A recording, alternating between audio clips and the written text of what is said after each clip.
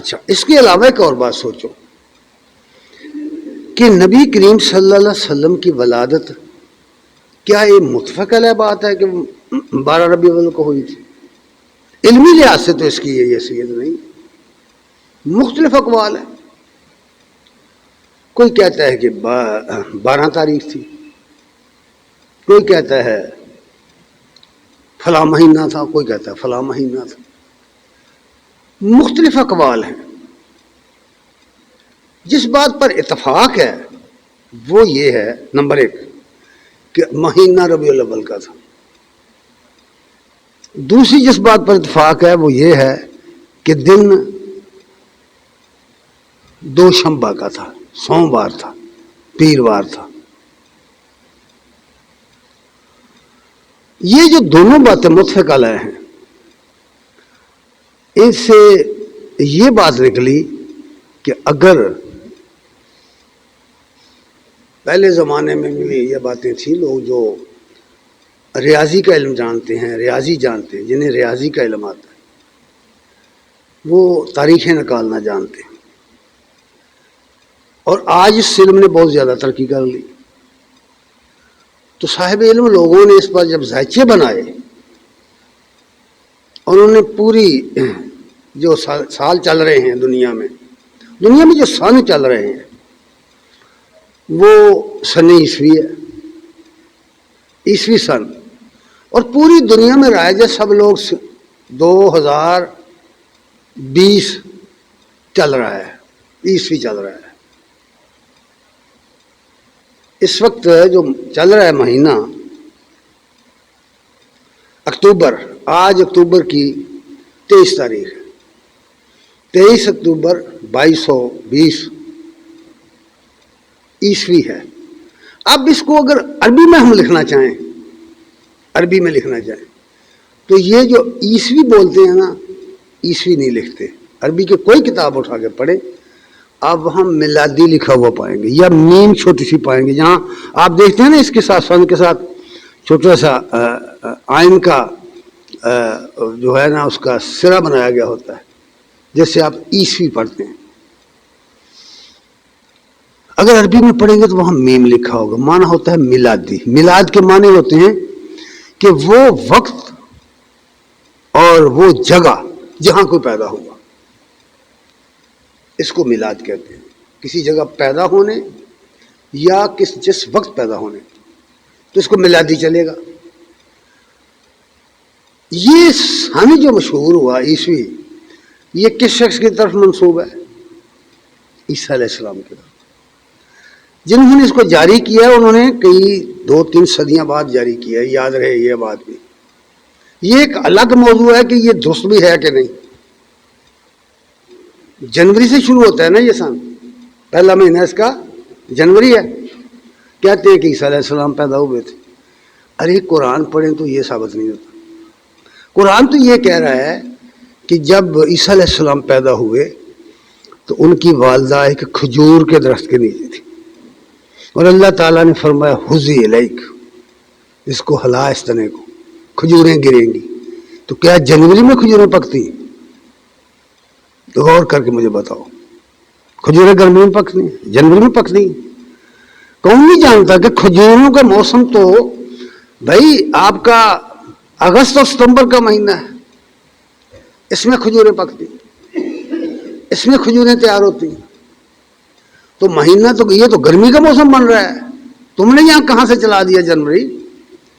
یہ میں جمنے کی بات کر دی، میں نے بنانے والوں نے اس کو بنایا تو گریگوری اعظم کے سن کے مطابق اس کو بنا ڈالا، چل گیا، دنیا میں چل رہا ہے۔ یہ عیسیٰ علیہ السلام کی پیدائش کی طرف منسوب کیا گیا ہے، یہی بات ہے نا۔ اس کے بعد ایک دیسی مہینوں کا سن چلتا ہے، بکرمی سن، جانتے ہیں آپ؟ یہ جو آپ گنتے ہیں نا، یہ جو آپ دیسی مہینے گنتے ہیں، چیت ہے، بیساکھ ہے، پھر آگے اس طرح دیگر مہینے ہیں اس کے، جس کو ہم لوگ اپنی زبان میں دیسی مہینے کہتے ہیں، اسو کاتک وغیرہ چلتے ہیں، اس کو بکرما جیت سن کہتے ہیں، बिक्रमी सन कहते हैं। कौन था बिक्रमा जी, किसी को कुछ पता नहीं। वो भी हिंदुओं का एक बड़ा राजा महाराजा था। उन्होंने जब वो पैदा हुआ था अपने तसव्वुर से जब भी उसकी तारीख बनाई, उसकी पैदाइश से बिक्रमी सन जारी कर दी। वो भी चल रहा है। इसी तरह नौशेरवानी सन चल रहा है। वो नौशेरमा की तख्तनशीनी की वजह से शुरू हुआ। मैंने ये हवाला इसलिए दिए हैं कि जितने सनीम दुनिया में पाए जा रहे हैं वो किसी ना किसी शख्सियत की तरफ मंसूब है। ठीक है ना बात। अब कभी तुमने सोचा कि अगर ये मुतफ़िक़ बात होती कि नबी सल्लल्लाहु अलैहि वसल्लम 12 रबी अव्वल को पैदा हुए हैं और मुतफ़िक़ होती साहबा के अंदर, तो सन यहाँ से चलाना चाहिए था ना हिजरी। हिजरी सन क्यों चलाया? हिजरत के साथ क्यों चल जोड़ा उसको? नबी करीम सल्लल्लाहु अलैहि वसल्लम की वफात के बाद ये सन जारी हुआ है। जब ये सन जारी किया गया तो मशावरत की गई कि क्या किया जाए। लोगों ने मुख्तलिफ मशवरे दिए। किसी ने नहीं कहा कि नबी सल्लल्लाहु अलैहि वसल्लम की वलादत से शुरू कर दो, ये किसी ने नहीं कहा। क्यों? किसी को पता नहीं था वलादत।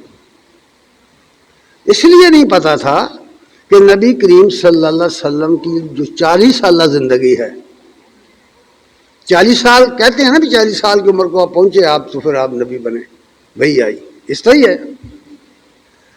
40 साल तक कोई दुनिया का आदमी, कोई दुनिया का इंसान ये बात जानता था कि इस बच्चे ने जो पैदा हुआ है इसने नबी होना। ये जितनी इस तरह की रिवायतें बनाए रखो, कोई हकीकत इनकी नहीं है। ये तो झूठ के पलंदे हैं जो बाद में अकीदत में बनाए गए हैं। कोई रवायत ऐसी नहीं, कोई सही रवायत नहीं कि नबी करीम सल्लल्लाहु अलैहि वसल्लम के बारे में ये पता हो किसी को जब पैदा हुए हैं कि ये बच्चा जो आज पैदा हुआ है आगे चल कर के ये नबी बनेगा और दुनिया का फातेह बनेगा, किसी को खबर नहीं थी। यही वजह है कि जब किताबें पढ़ी जाती हैं तो 40 साल से पहले का जो ज़माना है उसमें जो वाक़यात मिलते हैं वो बहुत कम हैं तारीख़ की किताबों में। और बाज़ औक़ात सूरत हाल इस तरह की बन जाती है कि उन रावियों पर इत्मीद करना पड़ता है जिनको मुहद्दिसीन कज़ाब कहते हैं। इसलिए कोई मवाद ही नहीं है तो फिर उन्हीं को मानना पड़ता है। अब जब पता ही नहीं यकीन के साथ पता ही नहीं कि आपकी तारीख़ वलादत है क्या। और ये सोमवार का दिन जो है ना, ये भी एक वाक़या हुआ है कि एक देहाती आया तो उसने पूछा, या रसूल अल्लाह, सोमवार के दिन मैं रोज़ा रख लूँ? नफली रोज़ा रखने की बात हुई। आपने फरमाया कि सोमवार तो मेरी पैदाइश का दिन है। एक हदीस में है, उसमें यह नहीं है कि आपने रोज़ा रखा था, याद रखना। और मैं सुन रहा था एक साहिब को वो गुफ्तगू कर रहे थे, आप सोमवार का रोज़ा रखते थे। भाई कब रखते थे? मेरा यही हदीस उसने कोट भी कर दी। जब हमने निकाल कर देखा भी इसमें ये तो नहीं है कि आपने फरमाया मैंने रोज़ा रखा है। आपने तो उसे कहा कि सोमवार मेरी पैदाइश का दिन है।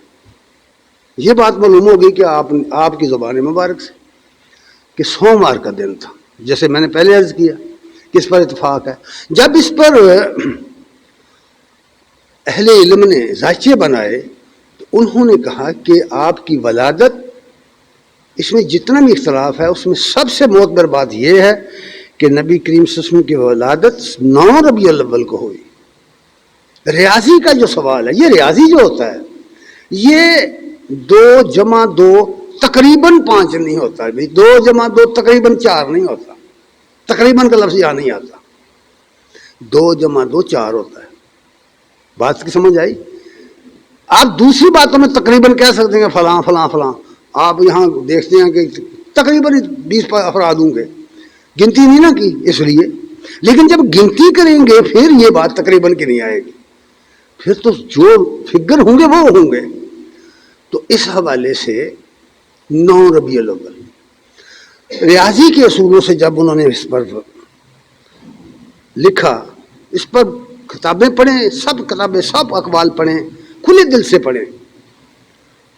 ज़रा اپنے گروہ بندی کو سائڈ پہ رکھ کر پڑھیں، تحقیق کے لیے پڑھیں، تو پتہ چل جائے گا کہ آپ کی تاریخ ولادت 9 ربیع الاول ہے، سوموار کا دن تھا، اپریل کی 571 تھی، بعض نے 20 اپریل اور بعض نے 22 اپریل لکھا۔ یہ اختلاف جو اپریل کی تاریخوں میں آیا ہے، اس کی پوری وضاحت رحمت اللہ العالمین میں کہ مصنف نے کی ہے کہ اس کی وجہ کیا بنی، کیونکہ اس نے پھر ثابت کیا کہ یہ جو عیسوی سن ہے اس میں کچھ غلطیاں ہیں، اس میں جب الف کا مہینہ آتا ہے تو اس میں تبدیلیاں آتی ہیں، اس کی وجہ سے یہ تاریخ کا فرق پڑا ہے۔ اور تاریخ وفات، چونکہ صحابہ آپ نبی بن چکے تھے، لوگ ایمان لا چکے تھے، ہزاروں لاکھوں لوگ مسلمان ہو گئے تھے، پورا حجاز فتح ہو گیا تھا، اور حجاز کے سے نکل کر باہر کی دنیا میں دین پھیل چکا تھا، اور صحابہ کرام کی تعداد بعض اہل علم کے نزدیک 1.25 لاکھ سے لے کر 1.5 لاکھ تک ہے، اتنے لوگ۔ اور اس کے علاوہ جو لوگ تھے مسلمان، گروہ در گروہ، قبیلوں کے قبیلے مسلمان ہو گئے تھے، یعنی وہ لوگ جن کے سامنے ان کا رہبر، جن کے سامنے ان کا ہادی اعظم، جن کے سامنے، جن کے ہاتھوں میں، جن کے طرف آئے ہوئے اللہ کے رسول نے وفات پائی ہے، جس کی تجہیز و تکفین کا خود جنہوں نے کام کیا ہے، وہ تاریخ بھول سکتے ہیں؟ وہ تاریخ بھول سکتے ہیں؟ اس لیے یہ متفق علیہ بات ہے کہ آپ 12 ربیع الاول کو فوت ہوئے اور سوموار کے دن ہی فوت ہوئے۔ یہ سوموار کا دن جو ہے، پیروار، نبی صلی اللہ علیہ وسلم کی زندگی میں عجیب و غریب چیز ہے۔ یہ نبوت پیدائش سوموار کو، نزول قرآن کی ابتدا سوموار کو، ہجرت سوموار کو، مدینے میں داخلہ سوموار کو، وفات سوموار کو، یہ کیا ہے؟ اس پر بھی بہت کچھ لکھا ہے اہل علم نے اپنے اپنے زاویے سے۔ تو متفق علیہ ہے یہ بات کہ آپ کی وفات 12 ربیع الاول سن 11 ہجری، 12 ربیع الاول سن 11 ہجری مطابق 8 جون 632 بروز پیروار ہوئی ہے۔ یہ کتابوں میں لکھا ہے، اس پر کوئی اختلاف نہیں کسی کا۔ انس رضی اللہ تعالیٰ عنہ بیان کرتے ہیں کہ میں نے اپنی زندگی میں ان کی عمر 100 سال سے زیادہ ہوئی تھی، انس رضی اللہ تعالیٰ عنہ، اور 10 سال انہوں نے نبی صلی اللہ علیہ وسلم کی خدمت کی۔ 10 سال، وہ 10 سال کے تھے جب آپ کی خدمت میں آ گئے تھے، ان کی والدہ نے ان کو وقف کر دیا تھا نبی صلی اللہ علیہ وسلم کی خدمت کے لیے۔ 10 سال خدمت میں رہے، اس کے بعد وہ ایک مدت جیتے رہے، بہت عیالدار تھے، بڑی وسیع اولاد اللہ نے ان کو دی تھی، نبی صلی اللہ علیہ وسلم نے ان کے لیے برکتوں کی دعائیں کی۔ وہ کہتے ہیں میں نے اپنی زندگی میں اس سے زیادہ خوشی مدینے میں نہیں دیکھی جس دن آپ مدینے میں تشریف لائے تھے ہجرت کر کے، اور اس سے زیادہ تاریک دن، غم والا دن، حزن و غم کا دن میں نے نہیں اپنی زندگی میں دیکھا جس دن آپ کی وفات ہوئی تھی۔ یہ چیزیں آپ نے دیکھنی ہوں تو بخاری مسلم وغیرہ کی حدیثیں پڑھیں کہ لوگ چیختے تھے، آواز اونچی نہیں نکالتے تھے، روتے تھے، مسجد میں بیٹھ کر صحابہ کی جماعت روتے تھے، لوگ ہچکیاں لیتے تھے لیکن آواز نہیں نکالتے تھے، اس کو سوء ادب سمجھتے تھے کہ نبی کریم صلی اللہ علیہ وسلم کی مسجد میں آپ کی جسد مبارک قریب ہے، مسجد کا اور آپ کے کمرے کا، عائشہ رضی اللہ عنہا کے کمرے کا کوئی فاصلہ نہیں ہے، اس لیے اپنی آواز بھی نہیں نکالتے تھے اور سسکیاں لے لے کر روتے تھے۔ اور پورے مدینے کے اندر کوئی ایک فرد بشر ایسا نہیں تھا جو ہو مسلم، جس کا ایمان سچا ہو تو وہ غم کا شکار نہ ہو گیا ہو۔ تو اگر اس حوالے سے دیکھا جائے تو یہ دن کس کا بنا؟ غم کا دن بنا نا، خوشی کس بات کی؟ بھائی اتنی عقل تو ہونی چاہیے نا. چلیں آپ نے خوشی منانی ہے تو یہ دن چھوڑ دیں, کوئی اور دن رکھ لیں, 9 کا رکھ لیں, اور کو رکھ لیں. اول تو یہ بنتا نہیں, اس لیے کہ جب جو کام صحابہ کرام نے نہیں کیا, جو نبی کریم صلی اللہ علیہ وسلم نے جس کے کرنے کا حکم نہیں دیا, اس کو کرنے کی ضرورت نہیں ہے. محسوس کرنے کی چیزیں تو ہیں کہ آج نبی صلی اللہ علیہ وسلم کی اگر ولادت کا دن ہے تو اس دن ہم خوشی محسوس کریں کہ اللہ تعالیٰ نے ہمارے اوپر احسان کیا. قرآن میں ہے نہیں کہ اللہ نے فرمایا لقد من اللہ علی المؤمنین اذ بعث فیہم رسولا من انفسہم.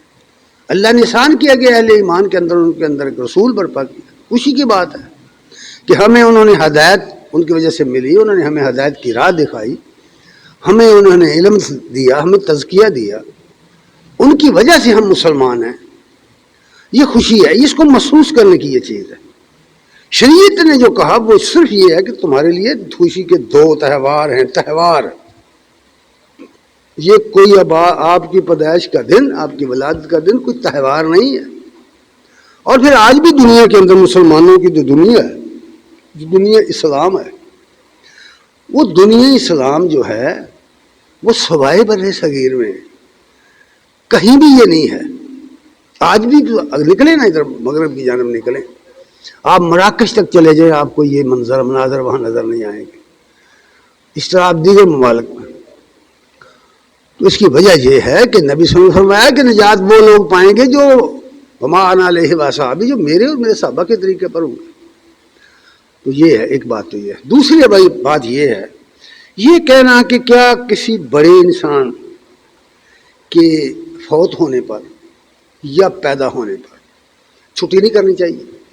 کہا جاتا ہے نا, جیسے ہم اقبال ڈے مناتے ہیں, قائد اعظم ڈے مناتے ہیں, تو بھائی کریں چھٹی, لیکن اس کا شریعت کے ساتھ کیا تعلق؟ سوال تو یہ ہے کہ شریعت کے ساتھ اس کا کیا تعلق؟ شریعت تو یہ نہیں کہتی. اگر شریعت کی طرف آپ جائیں گے اور مسلمانوں کی تاریخ اٹھائیں گے تو آپ مسلمانوں کی تاریخ میں کوئی ایک دن بھی ایسا نہیں پا سکتے جس دن بڑے بڑے لوگ فوت رہو گے.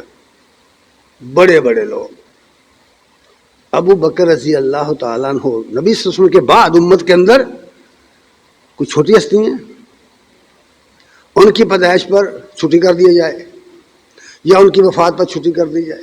پھر عمر آئے, پھر عثمان آئے, پھر علی آئے, پھر ان کی وفات پر, ان کی پیدائش پر چھٹیاں کر دی جائیں.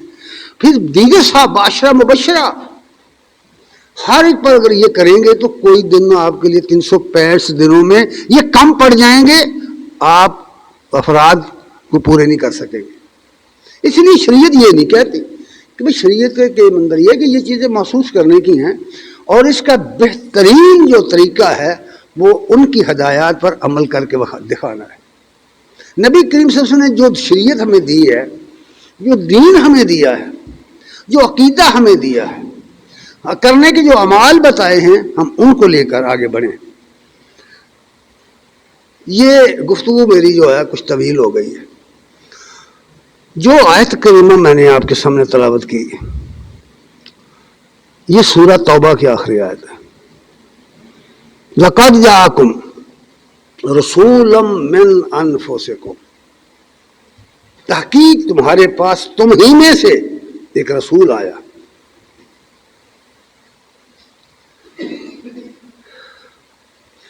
عزیز علیہ ما عنتم, جب تم کو تکلیف ہوتی ہے,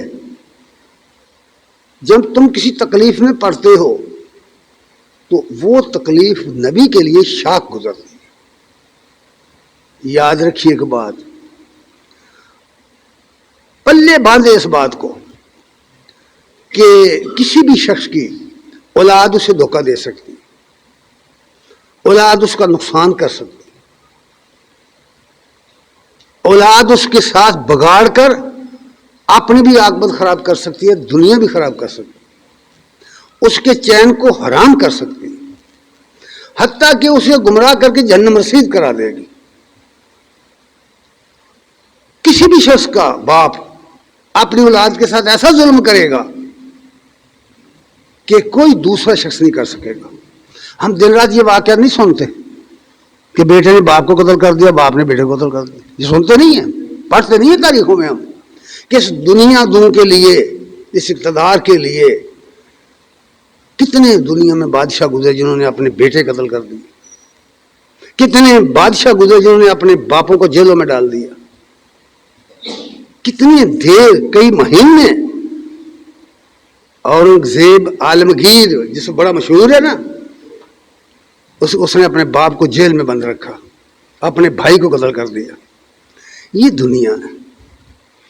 شاعر نے کہا ہے کہ ملک ہند جیا لوبی نہیں کوئی، لالچی ملک ہند جیا لوبی نہیں کوئی، بادشاہ مومن عالمگیر جیا۔ جس کو اس نے بڑا مومن قرار دیا نا شاعر نے، اس کا حال یہ تھا اس نے باپ اپنا جیل میں ڈالا ہوا تھا، لیکن باپ کے خلاف بیٹا تو یہ کر سکتا ہے، رشتہ دار کے ساتھ رشتہ دار تو یہ کر سکتا ہے، نبی صلی اللہ علیہ وسلم نہیں کر سکتے۔ قرآن کہہ رہا ہے، قرآن یہ کہتا ہے عزیز علیہ ما عنتم، جب تمہیں تکلیف پہنچتی ہے تو وہ تکلیف تمہیں نہیں، دراصل رسول اللہ صلی اللہ علیہ وسلم محسوس کرتے ہیں۔ اتنے رحیم اور کریم ہیں، حریص علیکم، وہ تمہارے بارے میں مسلمانوں اتنے حریص ہیں، ان کی طلب کا یہ عالم ہے کہ ان کی کلمہ پڑھنے والا کوئی جہنم میں نہ جائے، ان کا کلمہ پڑھنے والا کوئی مصیبت میں نہ پڑے۔ یہ جتنی شریعت کے احکام ہیں اس لیے گئے ہیں کہ کوئی شخص مصیبت میں نہ پڑے، کوئی شخص تباہی کی طرف نہ جائے، کوئی شخص اپنی دنیا اور آخرت برباد نہ کر بیٹھے۔ یہ عارضی دنیا ہے، کہاں پھرتے ہو تم؟ یہ چند ٹکوں کی خاطر تم اپنے والدین کی نافرمانی کرتے۔ حدیث پڑھو، ایک شخص آیا نبی صلی اللہ علیہ وسلم کی خدمت میں حاضر ہوا، مشکات میں یہ حدیث ہے۔ اس نے کہا یا رسول اللہ، میرے والد صاحب کہتے ہیں کہ اپنی بیوی کو طلاق دے دو، اور میرا دل نہیں چاہتا۔ میرے والد کہتے ہیں کہ اپنی بیوی کو طلاق دے دو، آپ کا کیا حکم ہے؟ آپ نے جو بات فرمائی وہ سونے سے لکھ دینے کے ہمیشہ کے لیے اقوال ذرے میں شامل ہوگا۔ آپ نے فرمایا تیرا باپ جنت کا دروازہ ہے، تو دل چاہے اس کو توڑ دے، دل چاہے رکھ لے۔ فرمائیے، حدیث میں ہے کہ تیرے باپ کی، اللہ کی رضا تیرے باپ کی رضا میں۔ کہاں پھر رہے ہیں ہم لوگ؟ کون سی دنیا لیے پھرتے ہیں ہم لوگ؟ کیوں سمجھ نہیں ہمیں آ رہی؟ کیوں دنیا کی حصہ ہمارے اوپر غالب آ گئی؟ اس لیے کہ ہم اپنے بارے میں نہیں سوچتے، ہم اپنے آپ کو سمجھتے ہیں کہ بڑے فلاسفر ہیں، ہمیں غلطی نہیں لگ سکتی، اس وجہ سے ہمیں ہدایت نہیں مل رہی۔ اور پھر فرمایا حریص علیکم بالمؤمنین رؤوف الرحیم، مومنوں کے بارے میں اللہ کے رسول نہایت ہی رحیم ہیں۔ اللہ کی صفت ہے نا رحیم، نبی کی صفت بیان کر دی کہ نہایت رحیم ہیں، بڑے رحم دل ہیں، اور بڑی شفقت کرنے والے ہیں، رؤوف ہے۔ اور قرآن میں ہے اللہ رؤوف بالعباد، اپنے بندوں کے ساتھ رؤوف ہے۔ یہ مقام بلند فرمایا نبی تو تمہارے بارے میں اس طرح کے تصورات رکھتا ہے کہ میرے ماننے والوں کو، میری امت کو، میرا کلمہ پڑھنے والوں کو کسی قسم کی تکلیف نہ دنیا میں ہو نہ آخرت میں۔ اور پھر ایک بات فرما دی، ذرا غور سے سنو، فَإِن تَوَلَّوْا، اے نبی اگر یہ اس بات سے پھر جاتے ہیں، اگر یہ اس تعلیم سے پھر جاتے ہیں، اگر یہ تیری یہ بات نہیں مانتے، اگر یہ اس حقیقت کو تسلیم نہیں کرتے، فَإِن تَوَلَّوْا، پھر جاتے ہیں، فَقُلْ، تو ان سے کہہ دو حسبی اللہ، میرا اللہ مجھے کافی ہے۔ ہمارا یقین اگر ہو کہ میرا اللہ میرے لیے کافی ہے تو مجھے کیا محتاجی ہے کسی شخص کی، نہ کسی رشتہ دار کی، نہ کسی برادری، کسی کی محتاجی نہیں ہے۔ یقین محکم کی ضرورت ہے مجھے، یقین محکم عمل پہم،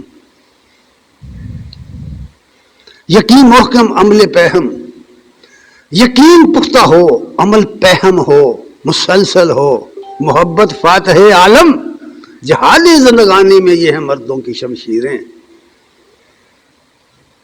اپنے اندر پیدا کریں وہ چیز، اس لیے فرمایا فَإِن تَوَلُّوا فَقُلْ حَسْبِيَ اللَّهُ، اگر یہ پھر جاتے نہیں مانتے، تیری باتیں نہیں مانتے، تیری احکام کو نہیں مانتے، تیری شریعت کو نہیں مانتے، تو اے نبی ان سے کہہ دے مجھے اللہ کافی ہے، لا الہ الا ہو، اس کے سوا کوئی الہ نہیں ہے، علیہ توکلت، میرا بھروسہ اس پر ہے، وَهُوَ رَبُّ الْعَرْشِ الْعَظِيمِ، عرش عظیم کا مالک وہ ہے، کوئی بندہ نہیں ہے۔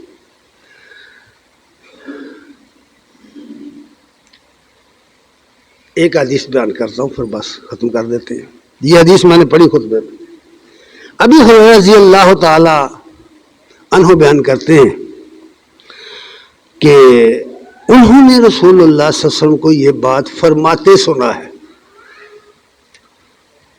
انما مثلی و مثل الناس، میری اور لوگوں کی مثال ایسے ہے کہ مثل رجل استوقد نارا، جیسے ایک شخص ہو اور اس نے آگ روشن کی ہو، آگ روشن کی بھی کسی دن رات کے وقت کسی باہر شہر سے باہر نکل کر کے جہاں اندھیرا ہو، کھیتوں میں نکل کر کے یہ تجربہ کر کے دیکھیں، آگ روشن کریں۔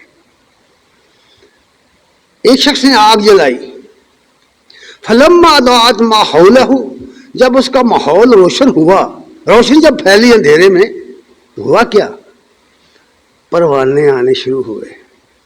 بھائی یہاں ایک بات عشق کی بھی حل ہو جائے گی۔ عشق کیا ہوتا ہے؟ پروانہ جو ہوتا ہے نا وہ شمع کا عاشق ہوتا ہے، جب لائٹ دیکھتا ہے نا اسے کچھ پرواہ نہیں ہوتی کہ میں مر جاؤں گا، لائٹ اس کی مشوق ہوتی، وہ آگ اس کی روشنی اس کو مشوق ہوتی، وہ آتا ہے تو اس میں چھلانگ لگا دیتا ہے، پھر کیا ہوتا ہے، جان دے بیٹھتا ہے۔ یہ عشق کی بات ہوئی۔ فرمایا پھر جب روشن کی آگ، اس کا ماحول روشن ہوا، اے بھائی ان مسالوں میں نبی صلی اللہ علیہ وسلم کی باتوں میں تو دنیا بھری ہوئی ہے، مانو کی، پڑھو تو صحیح، اس کو سمجھو تو صحیح، ہم لوگ اس کو پڑھتے نہیں ہیں، سنتے نہیں ہیں، سمجھتے نہیں ہیں۔ فرمایا جعل الفراش وهذه الدواب التي تقع في النار يقعن فيها، پھر پروانے اڑ اڑ کر آنے شروع ہو جاتے ہیں، اور ساری کہہ دیا یہ چھوٹے چھوٹے کیڑے، چھوٹے چھوٹے جانور ہیں، اڑنے والے جانور ہیں، وہ آتے ہیں اور اس آگ میں گرنا شروع ہو جاتے ہیں۔ کیوں؟ یہاں دو باتیں بیان کر دی ہیں، ایک طرف عقل ہے، علم ہے، اور دوسری طرف حرص ہے، طلب ہے، ایک طرف عقیدہ ہے، ایک طرف عشق ہے، ایک طرف علم ہے، شریعت ہے، دوسری طرف خواہشات ہیں، مقابلہ ہو رہا ہے۔ پروانے کو کوئی ضرورت نہیں علم کی، کوئی ضرورت نہیں قانون کی، کوئی ضرورت نہیں ضابطوں کی، اسے اپنے دل کی، اپنے من کی چاہت پوری ہونی چاہیے، ٹھیک ہے؟ وہ اڑنا آئے، گرنا شروع ہو گئے، اس آگ میں گرنا شروع ہو گئے۔ فرمایا فجعل ينزعهن ويغلبنه، وہ آگ جلانے والا ان کو بہت کوشش کرتا ہے کہ ہٹائے، پیچھے ہٹا دے ان کو، ہٹا دے ان کو، وہ اپنے ذرائع سے ان کو ہٹانے کی کوشش کر رہا ہے کہ ان پروانے ہٹ جائیں، نہ آئیں۔ میں نے پہلے کہہ دیا شمع جگلا کے رکھو اور پھر دیکھنا پروانہ کیسے آتا ہے، دیکھنا جلتا ہے کہ نہیں جلتا۔ وہ ہٹانے کی کوشش کرتا ہے لیکن وہ نہیں ہٹتے، وہ عشق کے سودائی، اپنے معشوق کے عاشق نہیں ہٹتے، وہ خواہش کے پرستار نہیں ہٹتے، وہ جس کو اچھا سمجھ بیٹھے ہیں اس کے اوپر گر رہے ہیں۔ اس لیے فرمایا وہ کوشش کرتا ہے لیکن فیک تہمن فیہا فیکتہم، وہ گر گر کر مر رہے ہیں۔ فرمایا تمہاری اور میری مثال بھی اس آدمی کی طرح ہے، میں تمہیں جہنم کی آگ سے اس آدمی کی طرح کھینچ کھینچ کر پیچھے نکالتا ہوں اور تم بھاگ بھاگ کر جہنم میں جا رہے ہو۔ قرآن مجید کے ساتھ ساتھ حدیث کو پڑھو، فَأَنَا آخِذٌ بِحُجَزِكُمْ عَنِ النَّارِ، اور میں تمہیں پشتوں سے پکڑ کر کھینچ کر اس آگ سے بچا رہا ہوں، اور تم اس میں جہنم میں گرنے کے لیے جدوجہد کر رہے ہو۔ میں تمہیں بچانے کے لیے آیا ہوں جہنم سے، اور میں تمہیں بچا رہا ہوں کھینچ کھینچ کر۔ کس طرح کھینچ کھینچ کر بچا رہے ہیں آپ بتائیے مجھے؟ کیا یہ کوئی فرد اور نبی کی بات ہے؟ کہ ہمارے پاس اس وقت نبی ہے جو ہمیں پکڑ رہے ہیں. ہمیں شریعت دی ہے, ہمیں علم دیا ہے, ہمیں تزکیہ نفس کے لیے تعلیم دی ہے, ہمیں اصول بتائے ہیں زندگی کے, یہ اصول ہیں, ان پر عمل کرو گے تو جہنم کی آگ سے بچ جاؤ. اصول بیان کی, ہمارے لیے عقیدہ بیان کی ہے, اعمال بیان کی. اور دو باتوں میں کو قرآن اور سنت کی ساری تعلیم کو اگر سمیٹ دینا ہو تو صرف دو نقطوں میں سمجھ جائے گی. ایک ہے حقوق اللہ, وہ عقیدہ کے درست ہونے سے ادا ہوتے ہیں, ارکان اسلام پر عمل کرنے سے ادا ہوتے ہیں. ایک ہے حقوق العباد, وہ حقوق ان کو دینے سے ادا ہوتے ہیں. یاد رکھ لو میری یہ بات, کوئی آدمی تہجدیں پڑھے, حج کرے, خیراتیں کرے, اگر وہ ان اصولوں کا تارک ہے, اگر وہ اللہ رسول کے حکام کے برخلاف کر رہا ہے, کچھ بخشش نہیں ہوگی اس کی, کہیں منظوری نہیں ہوگی. اس لیے فرمایا کہ فَأَنَا آخِذٌ بِحُجَزِكُمْ عَنِ النَّارِ, میں تمہیں اس جہنم سے, دوزخ سے پکڑ پکڑ کر کھینچ کھینچ کر پیچھے بچا رہا ہوں. وَهُمْ يَقْتَحِمُونَ فِيهَا, اور تم ہو کہ تم اسی میں گرنا چاہ رہے ہو. اس حدیث کو امام بخاری رحمہ اللہ نے اپنی حدیث میں نقل کیا, اپنی کتاب میں نقل کیا. میرے دوست, میرے بھائی, یہ چند باتیں میں نے سوچنا سمجھنے کے لیے بیان کی. نبی کریم صلی اللہ علیہ وسلم نے ہمیں جو دین دیا ہے وہ سلامتی کا دین ہے. قرآن نے صاف صاف کہا ہے, سورہ بقرہ آیت نمبر 208 میں فرمایا, یا ایھا الذین آمنوا ادخلوا فی السلم کافہ, اور لوگوں جو ایمان لائے ہو, جو اپنے آپ کو مسلمان کہتے ہو, سلامتی میں داخل ہو جاؤ. سلامتی میں, اس کا ترجمہ علماء نے کیا اسلام, کیونکہ اسلام کے جس حکم پر عمل کرو گے وہ آپ کو سلامتی کی طرف لے جائے گا. سماج کے اندر جتنا فساد پیدا ہو گیا ہے اس کی بنیادی وجہ کیا ہے کہ ہم نے وہ راستہ چھوڑ دیا ہے. ہمارے عوام بھی جھوٹ بولتے ہیں, ہمارے لیڈر بھی جھوٹ بولتے ہیں, ہمارے حکمران بھی جھوٹ بولتے ہیں, ہمارے صحافی بھی جھوٹ بولتے ہیں. یہ دن رات کا سلسلہ ہے. کیا ہم اپنی آنکھوں سے یہ چیزیں نہیں دیکھ رہے؟ کیوں ایسا ہو گیا ہے؟ فرمایا یا ایھا الذین آمنوا ادخلوا فی السلم کافہ ولا تتبعوا خطوات الشیطان, شیطان کے نقش قدم پہ نہ چلو, انہ لکم عدو مبین, وہ تمہارا سری دشمن ہے. حضرات گرامی قدر, باتیں اور بھی بہت ہیں. یہ خطبہ جو ہے اس کا عنوان میں نے نبی رحمت رکھا ہے. نبی صلی اللہ علیہ وسلم, یہ میں نہیں کہا, میں نہیں کہتا, میں کون ہوں؟ اللہ نے قرآن میں کہا ہے وَمَا أَرْسَلْنَاكَ إِلَّا رَحْمَةً لِّلْعَالَمِينَ. اللہ نے کہا ہے, اللہ تعالیٰ نے یہ بات فرمائی کہ رحمت بنا کے بھیجا ہے دنیا کے لیے. اور ہم آگے چل کر کے اس کو مزید تھوڑا سا بڑھائیں گے, اس خطبے کو آگے بڑھائیں گے. ہم اگلا خطبہ اسی موضوع پر آگے چلے گا, لیکن یہاں میں ختم کروں گا. علامہ صاحب نے ہماری زندگی کی حالت کو چند جملوں میں سمیٹ کر رکھ دیا. علامہ ڈاکٹر محمد اقبال صاحب فرماتے ہیں یہ ہماری حالت کیا ہو گئی ہے. فرماتے ہیں نگاہ الجھی ہوئی ہے رنگ و بو میں,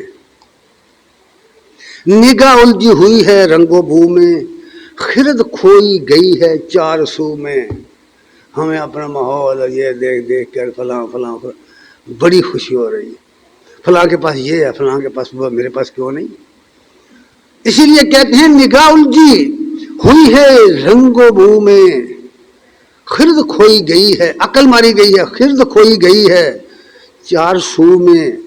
نہ چھوڑ اے دل فغان صبح گاہی, بچنے کا اس نسخہ بتایا ہے, نہ چھوڑ اے دل فغان صبح گاہی, امان شاید ملے اللہ میں, امان شاید ملے اللہ میں. ذکر حق کے سوا سکون نہیں مل سکتا. تم اربوں روپے کماؤ, جتنے روپے زیادہ آئیں گے اتنی بے ایمانی زیادہ کرو گے. یاد رکھنا, بچ جاؤ اس بلا سے. یہ دنیا کسی کی نہیں بنی، یہ دنیا کسی کی نہیں بنی، نہ میری نہ تیری کبھی نہیں بنے گی۔ اور جب چند سال گزریں گے، اب اس وقت آپ جوان ہیں، یقین مان لیجیے ہم بھی جوان تھے، کبھی ہم بھی جوان تھے، اور نہیں کیونکہ جب وقت آئے گا تو آپ کو یوں لگے گا کہ خواب دیکھا تھا۔ کدھر چلے گی وہ زندگی، کدھر چلے گی وہ فلاں فلاں، اور بس وقت تو آدمی کو محسوس ہوتا ہے کہ میں نے فلاں کیوں کیا، میں نے فلاں کیوں کیا، کیا فائدہ جب وقت گزر گیا، لوٹ کر نہیں آئے گا۔ والعصر ان الانسان لفی خسر، زمانے کی قسم اللہ فرماتے ہیں انسان خسارے میں ہے، الا الذین آمنوا وعملوا الصالحات وتواصوا بالحق وتواصوا بالصبر، صرف 4 کام کرنے والے بچیں گے، ورنہ نہیں، جنت میں بندہ نہیں جا سکتا جب تک یہ 4 پہ پرسرا کرے، فیل نہ کرے، ایمان لائے، عمل صالح کرے، وتواصوا بالحق کرے، وتواصوا بالصبر کرے۔ اگر اس کی زندگی میں یہ 4 پوائنٹ ہیں تو جنتی ہونے کا امکان ہے، ورنہ نہیں ہے۔ اللہ تعالیٰ سے دعا ہے کہ ہمیں عمل کی توفیق عنایت فرمائے۔ وآخر دعوانا الحمدللہ۔